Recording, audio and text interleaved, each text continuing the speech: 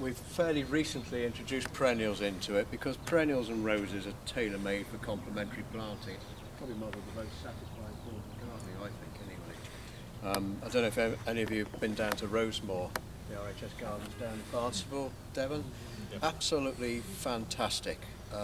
The skill of planting there is remarkable, and I advocate you going if you've not been down there. It puts Wisley in a cocked hat, I think. It's just so much better. And it's common sense, isn't it? But the public don't always use common sense, do they, the gardening public? The rose is going to be in the ground for 30 years, you would hope. So you must impress on them that spending 15 minutes preparing the soil before they plant it is not a long time, even if it is November or what have you and it's a bit cold and so forth. It'll keep them warm if they get stuck in. But it's true, you can't undo what's already done. It's no good putting the goodness in. It's not half as good putting goodness in on top of the soil as beneath the soil, beneath the roots. So common sense. Don't plant in boggy ground, don't plant in dry arid ground or pure chalk. Just about everything else roses will pretty well grow in, or there'll be some variety of rose that will. Prepare the soil well, dig a deep hole, break the subsoil, plenty of organic matter in the bottom of the subsoil mixed in, and keep them watered while they're establishing in the first season. Basic stuff that I'm sure you all know, but the public doesn't seem to always sort of follow through. And then you get them coming back saying, why hasn't it done very well? And to be honest, they haven't really looked after it very well, in all cases, in some cases.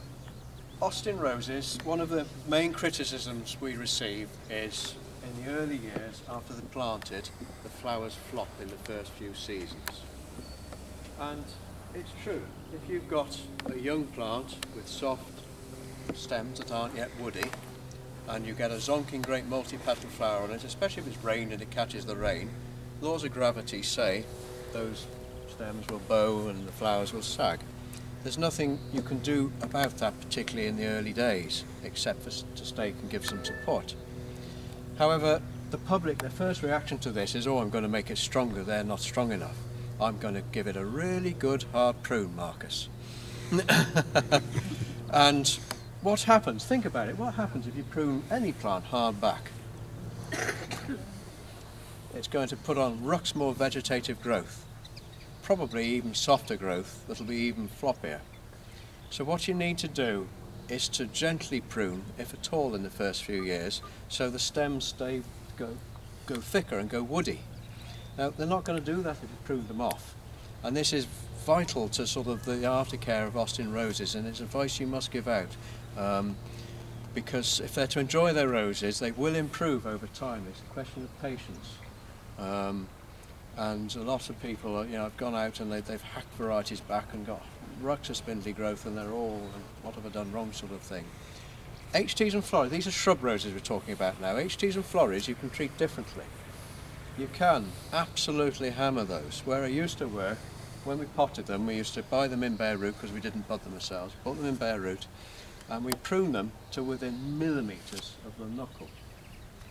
And it did them no harm at all. We got lovely fresh young growth. They flowered on the fresh young growth in the summer, and they were bushy and superb. If you do that to a shrub rose, it will resent it. You'll get growth out of it, but it'll be wispy and floppy, and it won't take the weight of the roses. The soil here is horrendously sandy. You would not have started a rose nursery here by design. It was accident it started, really.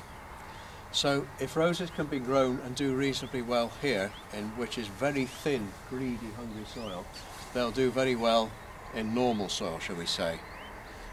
You'll see when we go around the trial fields, we don't spray. We want every disease that's around to try and get in on the roses, because if they remain relatively clean here, again, once they're planted in isolation from other roses in decent soil, you can be sure they're going to do a lot better and be pretty tough and healthy.